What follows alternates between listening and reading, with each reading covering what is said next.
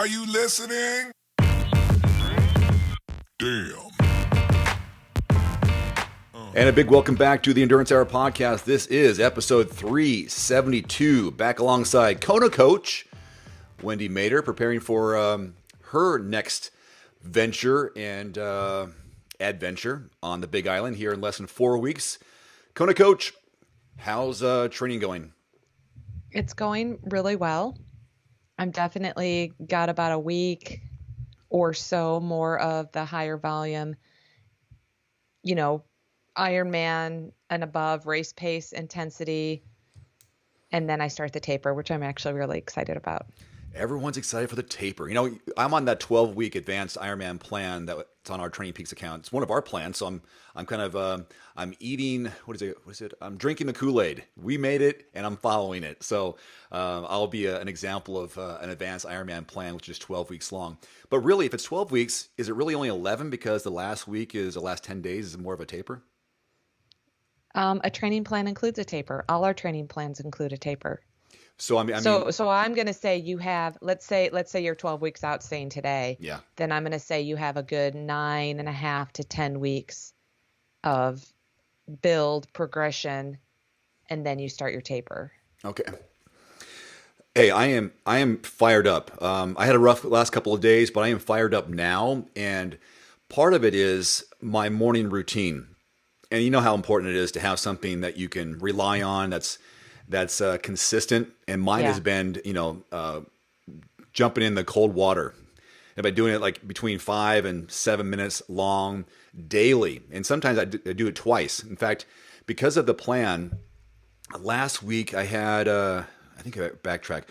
One day I had a 90-minute ride and I did 9 miles of running. And then the next day I had, I think it was maybe it was the 3.5-hour bike, and the next day was a 12-mile run. Mm-hmm. After the bike, I always cold plunge after a workout because, work on the inflammation of the legs and so on. Well, I cold plunged in the morning before my 12-mile run, and then I cold plunged after the run. And it's a weird revelation. It's just my experience, my results, but I have not felt sore after the next day. Or if I have, it's so minor that it doesn't even pop up on my radar of, the usual inflammation and the soreness after hard workouts. And that was a 3-day block of some, pretty hard training. And I felt fine. I was just surprising. And I keep on doing this. In fact, right now I am pretty jazzed up because before the podcast, I went in and did a 6-minute plunge at 53 degrees. Uh-huh. And I don't know, because I haven't asked anybody else. Of course, I read online. 52 is kind of like that sweet spot that people say you should, go in the water for and hold it there. I saw Tony Robbins in the video say he goes 57. I mean, 57 seems easy to me, but I was going around 50 degrees. And so this morning, 53 degrees. I did it right before the podcast. I'm fired up. I'm ready to go. My whole mindset for the day is better. My energy is kind of highlight right now. What do you do to get your day going in the right direction for you, Wendy? A coffee. Coffee? Me too. I'm definitely a morning coffee person, and I'm a morning workout person. I do have a schedule, and I do wake up early to go train. Some days I'm up at 4:45, and I'm on the bike or I'm swimming by 6. And what happens to me when I'm working out in the morning is it's my processing time. It kind of stimulates my brain to all of a sudden be like, wow, I'm awake. I have all these things I want to get done today. I usually have my phone with me, depending on what I'm doing, and I'll either give myself a voice note or I'll put some notes in my list of things to do. I work on other athletes' training plans while I'm working out because for some reason, whatever it is, endorphins, whatever it is, just really gets me going in the morning. Yeah. And I definitely am the coffee person in the morning. And thinking about you and your cold water, it's noon here, my time. And so I'm like, gosh, I'd love to jump in some cold water because I know when I used to do that, it used to wake me up. And I tell athletes who are always complaining of being tired, whether it's a youth athlete or an adult, I say, well, jump in cold water and that'll definitely do the trick and wake you up. So I listen to Tony Robbins clips, whether it's on TikTok or YouTube or whatever it may be, or a podcast that has motivational phrases or talks. And one of his morning routines was that he'll start the day off with a jacuzzi or a hot tub just to loosen up the muscles and then immediately jump into cold water. And he says that cold water jump just jump starts his nervous system, changes his state, which is talks about his attitude, his mind, and that sets the tone for the day. And if you have a different state, a positive state, everything else follows in the right direction. And I've really kind of, taken hold of that. And it's just for my own personal, I'm not an evangelist for cold water, but I feel like just leading by example and sharing my results, that it's a no-brainer for me. And I'm not going to like get out and start telling everyone to do it. But when I talk about it, it's like, these are the benefits that I'm experiencing. And I think life-changing is a little strong of a phrase, but everything has been better since I've been doing it. And I've learned about it with whether it's the metabolism, whether it's the heart rate, the inflammation, helping with restoring and building endurance and overall mood boost. All these different things are such a positive thing. And then I realized that I'm not sore. And this is the reason I got this thing and I bought this was because I'm preparing for not my last Ironman, but it's going to be, I'm telling myself maybe this is the last one for a while. And maybe just by saying that, I'm going to try to prove myself wrong later. My reverse psychology. This is my last one. No, it's not. Yes, it is. No, it's not. Okay. So everything's been working as a result of like, okay, I want to make this a good one. Not that all my chips, all my eggs are in one basket. And if it goes bad, it's a lost cause, because like you, it's the process that's enjoyable, not always the racing. It's like, I want to have a great day and I have a whole stretch of days that I can work out and feel good about what I've done and sleep well or feel good. Race is just like, okay, that's the end of it. Sometimes it's like, I don't want to end right now.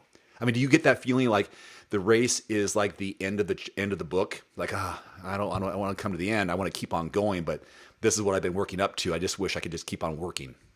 No, I think maybe when I started, my first Ironman was in 1997. And I think that goes back to, I was going to finish. I'd never run a marathon before. I was very inexperienced. My training was distance-based. I really don't remember having like any specific intensity, intervals, threshold, tempo, anything like that. I just ran, biked, and swam for time and or distance. And the goal was just to finish. And there was definitely an Ironman letdown. We've talked about post-Ironman depression syndrome. Yeah. Because I finished and now I was like, now what? I was just the fittest person I've ever been in my life at age 24. What do I do now? And back then there was really no guidance like there is today. And that's one of the things that led me to be a coach, is so other athletes don't have to go through that depression-like thing that I went through after my first Ironman. And in just not having any goals after that. I had no idea. So now when I do an event, like a big event, like an Ironman or an ultra run or any of my key events, it's closure. It's definitely like I check it off and I'm like, okay, I'm going to close that book. For example, I ran a 5K and this was my 5th time running this 5K on Labor Day, and I broke 20 minutes, and that's always been the goal. And so now I feel like, okay, I've closed that chapter. I'm going to retire this race and move on and do something different. I'm going to go to Kona. I may retire Kona for a while and go do something different. So I always have a plan. I know, because it's been my lifestyle. I was a swimmer kindergarten through college, and I started triathlon 30 years ago. It's always been a lifestyle. So I don't get those letdowns anymore. I get oh my gosh, this is the end of this training block race day. It's another day of training. Let's see if everything I've done mentally and physically has prepared me for what I think I'm going to be able to do based on my training. And I also know anything can happen. And so there's so many uncontrollable things that can happen race day. The biggest are like mechanicals or weather. You can't control that. And I have the experience to know that. And so for me, it's like the party at the end of the season, and then you do it, you finish, you reflect, and then you say, okay, what's next? Because there's always something else. What's next? I just don't know always what that is, but there's always something. As you're talking here, the term report card pops into my head, as if did all your work result in a good grade? And I know the variables. You mentioned the variables, but do you kind of see it as, did it pay off? Did what I did in training, did it bear fruit on the day? And this is my Right. report card. If I look back, I can look at my numbers, and your numbers are your report card. Do you kind of see it like that for even athletes who are thinking, how do I grade my performance? It's not the Yeah. end. It's not like, okay, it's all or nothing, but you can pull Right. something from it. Right.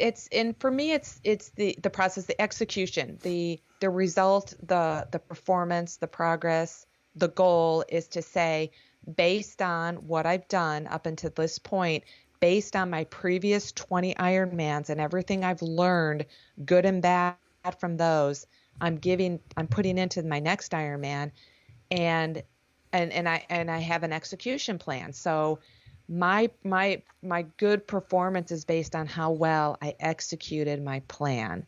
And I think that's really important, to have an execution plan, pacing, nutrition, as well as mental thoughts and mindset, and to say, okay, this is the day I get to test myself on my execution, knowing my execution can be thrown off if I get a flat tire, if I miss taking a gel or a Gatorade or water, or if I get windblown coming off of Javi and Kona, or, I know this. So my execution now becomes, how well am I able to adapt to the conditions, if I get a mechanical, to the hotter or cooler conditions, to the wind conditions, to, just all my surroundings, the adaptation as part of the execution. And that, to me, is going to lead to a good or bad performance based on how I take control of everything that day.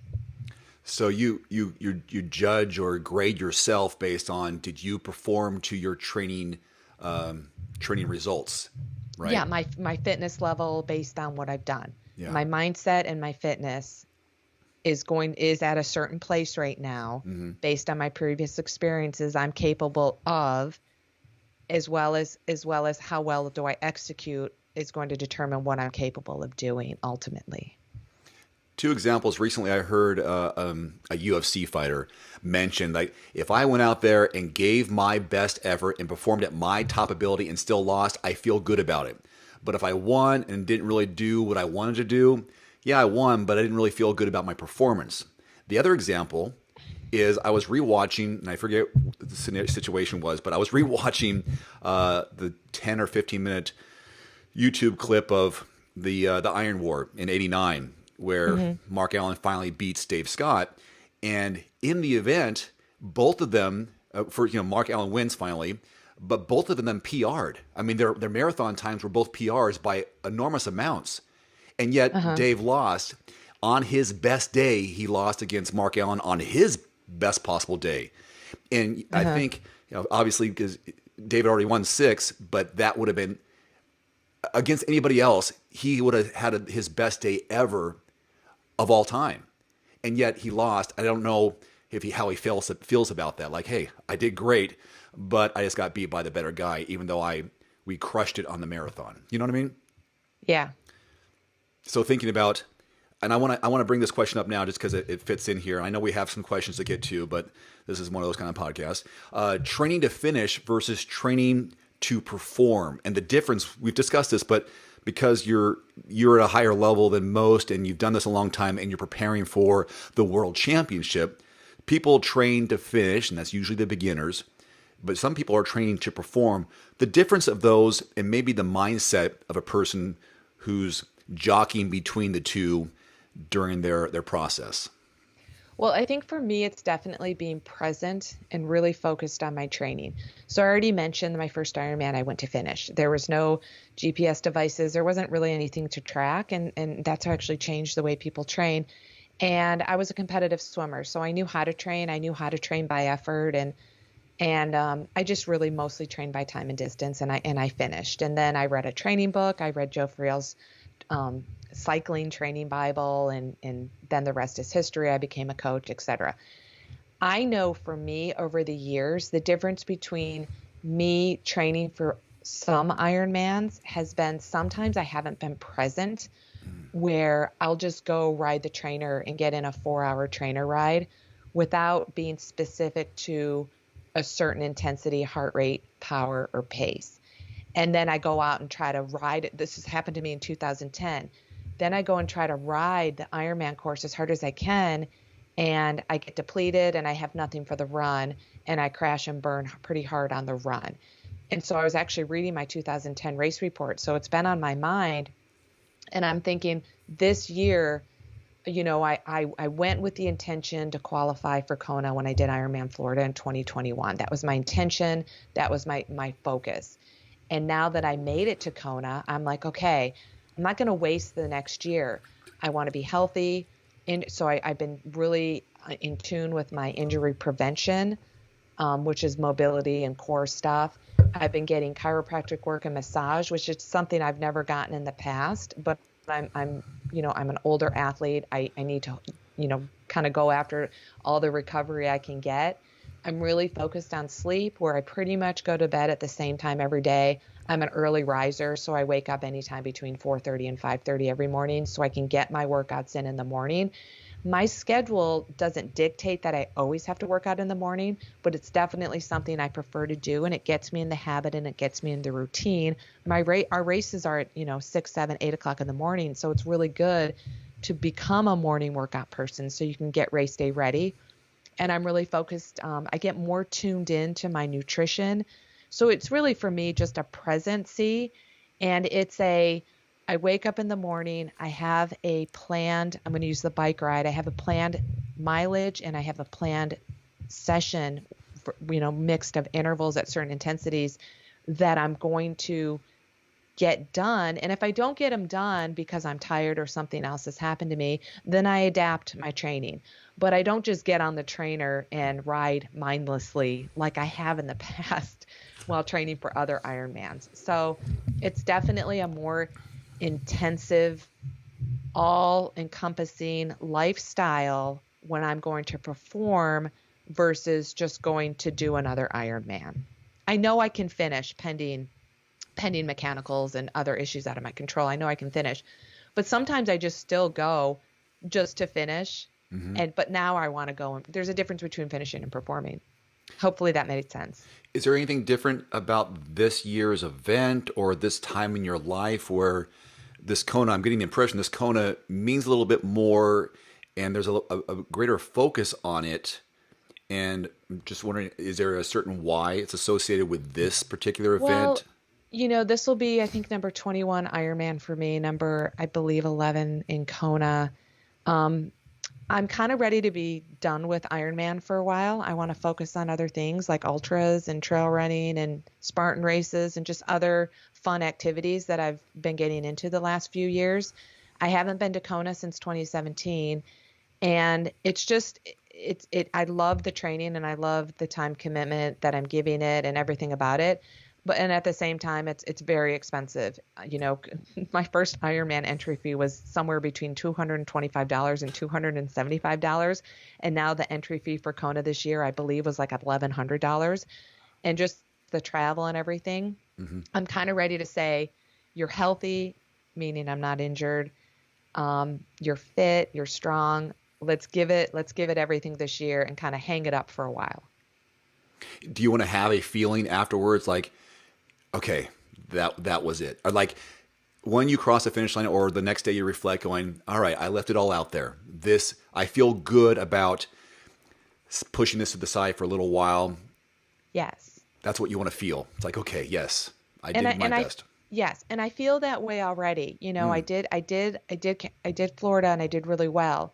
So I'm implementing a lot of the strategies I used to do Florida, as well as strategies I've done in the past. I mean, looking back at my race report from 2010, it was my best bike split in Kona, but I hammered the bike. I hammered the bike like it was an Olympic distance. Like I hammered the bike and I had no legs for the run. I'm not going to do that again. I think there was a little ego in that race for me. And so I'm very comfortable on my execution plan. I'm very comfortable already on whatever the result's going to be because the process has been so much fun and enjoyable and not stressful for me. I don't feel like I'm like, oh my God, I have to do this, I have to do that. I feel like my schedule has allowed me the flexibility to do what I need to do, and my family and friends support, and everything has fallen into place, that no matter how I finish, whether I finish running or walking, I'm totally okay with it. I get to go race on the Big Island again.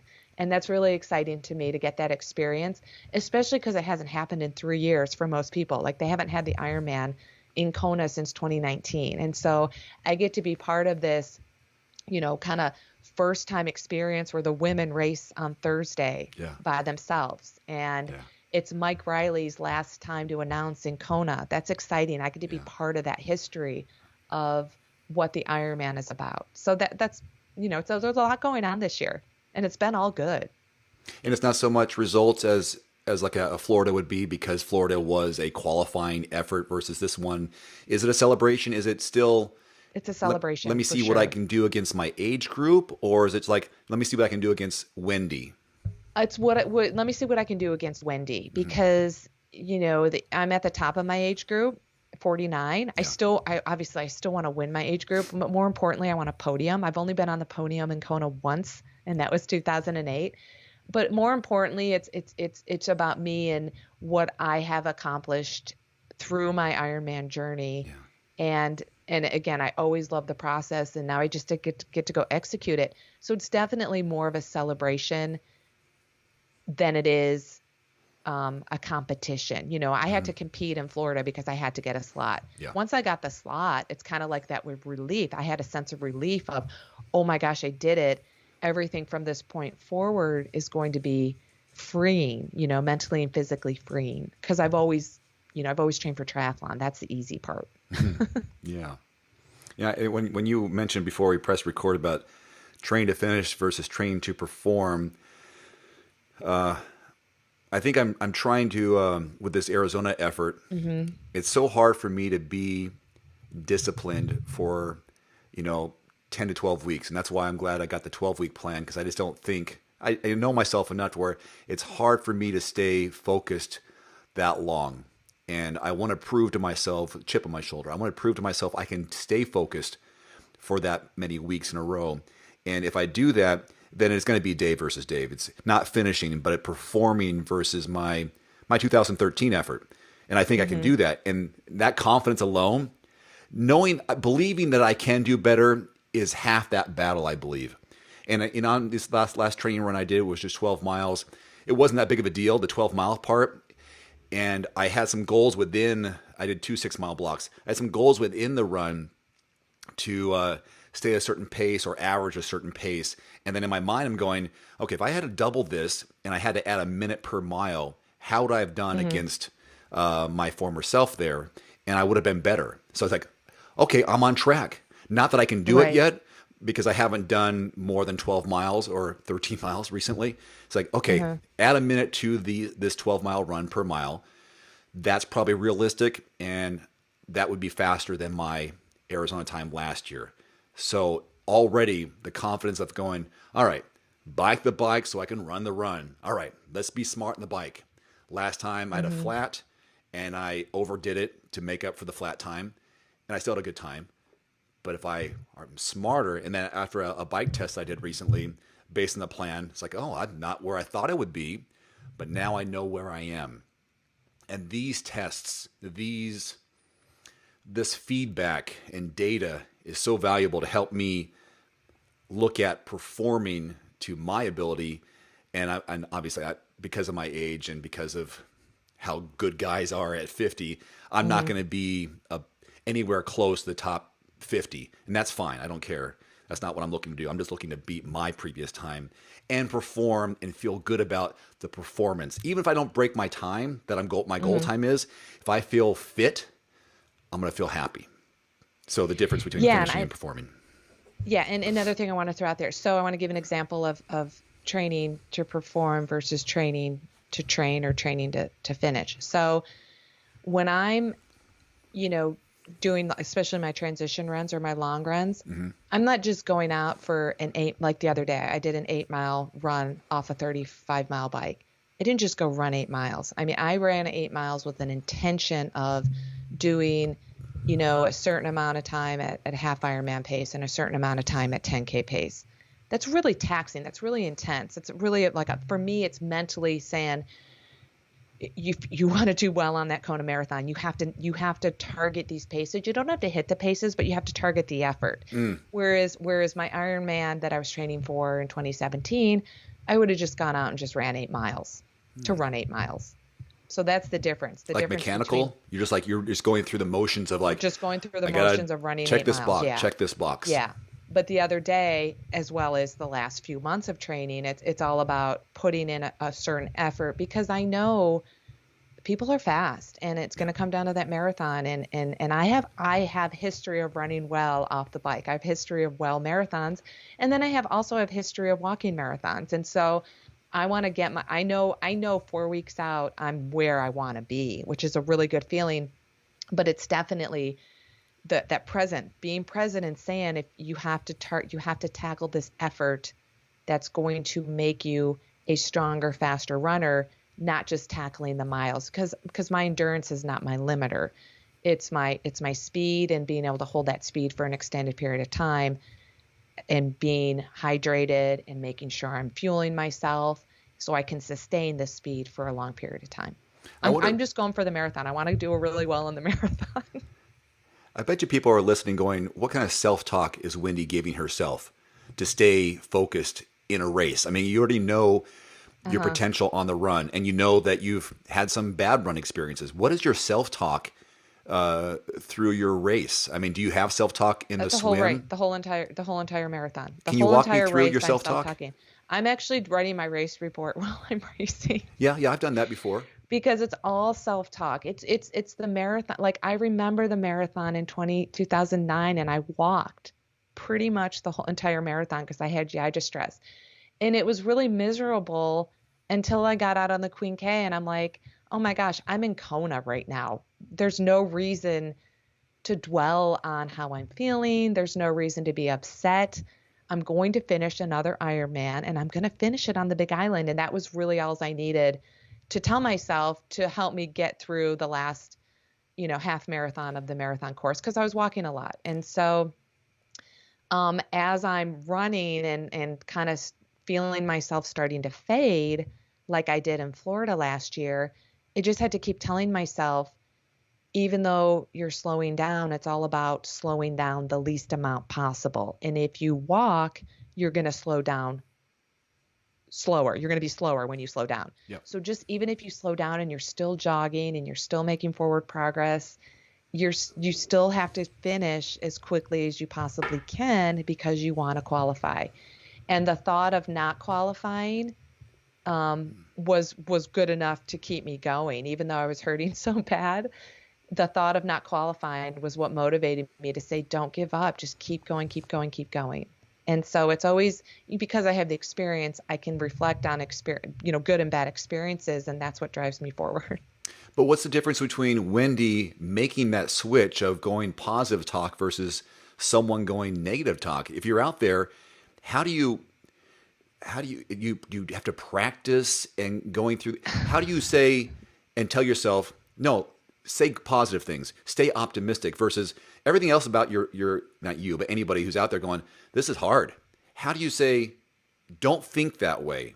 Let me, even if I have to say the words, how do you get someone to make that switch go, no, don't think that way. Use these phrases instead, because it has to be forced at first, I think. Well, I think the easy answer is focus on your why.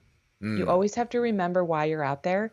Like I already said, my why for Florida was number one, nailing that marathon, because I knew if I nailed the marathon, I'd qualify. So it was always focused on your why. And we had extreme wind, and we had some pretty harsh conditions in Florida with the riptide and all that. And it was always, for me, it was always smiling. So number two is smiling. Number one, focus on your why. Remember why you're out there. And if you're out there to finish and you just want to finish and feel good, then it's okay to slow down or to walk if that's going to make you feel better than running. Just always focus on your why. Your why, your why, your why is so important, especially for a long endurance event. And then smile. When you're in pain, when you smile, it just seems like it's a little bit easier. And then you get people, spectators will smile back at you and they'll start cheering for you and they'll start saying how good you look, even though you may be feeling miserable. They'll just start saying how good a job you're doing. And then you smile back Yeah. and you thank the volunteers, and you just become, by being grateful and smiling and remembering your why, I think that helps get you through any distress that you're under in an endurance event. I was telling my wife about Arizona, and she came out to the very end of 70.3 Coeur d'Alene because we have two little kids. And I knew it was going to be hard for her. I said, you don't have to come out. In my back of my mind, I was like, I just want to see them, and I wrote on my shoes. And you talk about why.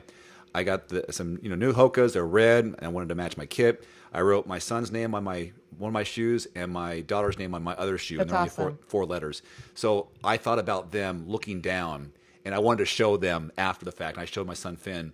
I said, look, there's your name. There's your letter, Finn. There's your name. I put it on my shoe. He doesn't know what it really means or what it did for me. But that was one of those things like, all right, here's my why. And I thought about this before we even talked about this today. I'm going to put in permanent marker on my wrist, on my hand, the word why at Arizona. And I thought about this last week. WHY on the inside of so when I'm running or I look down, I will see it. And I have my whys. And they are my two kids. Those are my whys. And I think that's going to be my motivator on race day, to give everything I have and be smart about my effort. So it's good to hear you say that. But for sure, because not everyone can do this. You got to put it somewhere. You use reminders, and that's what I was thinking about when you made that switch. Like, I'm out here in Kona. How does someone get to that point of recognizing and having gratitude in the moment when all things point to this is hard? I mean, I think it goes back to experience. And I know for me, again, 1997 was my first Ironman. And I remember saying, no matter what happens, I'm in Hawaii. So no matter how bad a point I might get to, which I never got to on my first Ironman at all, but I knew I had the attitude way back in 1997. It's okay. You're in Hawaii. How many people get to say they get to race the Ironman World Championships in Hawaii? Yeah. And it goes back to a little bit about what we talked about last week, about there's more slots, there's more qualifications for women. And I had said everyone should get to experience racing on the Big Island because it's not like any other Ironman or any other endurance event I've ever done. And so it's just, practicing gratitude as a lifestyle, then it just kind of carries with you into your events. And again, anything you get good at anything by experiencing it. And so because I have so many different experiences, positive and negative, and so many I've had so many learning opportunities to be able to kind of put it together and smile and be grateful and thank a volunteer. It's so helpful to do that. I'm seeing you smile now, and it pops into my head. I just think Chrissy Wellington. I see you smile. I think Chrissy Wellington, because that was one of her signature looks. Yeah. She's out of the swim, she's smiling, and then she's, you don't want to see her smile on the run because that's bad news for her competition. Mm-hmm. If for people who don't know, Chrissy Wellington, undefeated at the Ironman distance. I think it was 13 Ironmans that she had never lost, that she entered in one.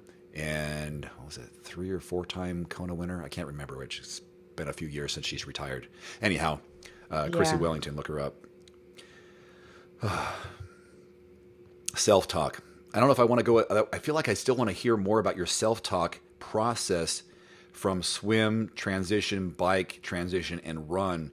What things are you chatting to yourself? And is it things you have pre-planned, or you're going over your game plan as you go and like reassessing throughout the race? I never have anything pre-planned like that. I mean, to me, it's like, okay, I get through the swim. Oh, I felt good. Didn't feel so great, but that's okay. I'm done with the swim. I'm out of the water. I get to bike. Yay, I get to bike. Yeah. And this is actually what goes on in my mind. I'm really excited to get on my bike. And I'm telling myself, you finally get to bike. You get on the bike, you do your thing on the ride. And then, my gosh, every time I dismount the bike, I'm like, yes, I made it. I'm off the bike. I get to go run the marathon, and I didn't have any mechanicals and I didn't have any GI distress. Whatever happens, there's so many things that can happen on the bike to prevent you from finishing, especially a mechanical. Yeah. So I'm always just super relieved. Yes, I get to go train. I just get to go. I get to go. I don't have to go. I get to go run this marathon that I've trained so well for. I'm not injured. Yay. Let's go run. Let's see what happens. And then as I'm running, I'm like, la da da da da. I'm focused on my breathing. I'm focused on my effort. I'm focused on just really a head to toe assessment of how I'm feeling. I'm thanking the volunteers. I'm going through the aid stations. I get to see some friends and family. I'm like, hey, yay, I'm going to finish, maybe I can finish and I can maintain this pace. That's the goal. Let's see what happens. Let's keep executing, remembering my execution plan, reminding myself I need to pull back if I feel like I'm going too hard, remind myself, you can probably push a little bit more. You're feeling pretty good. And this is exactly what goes on in my mind.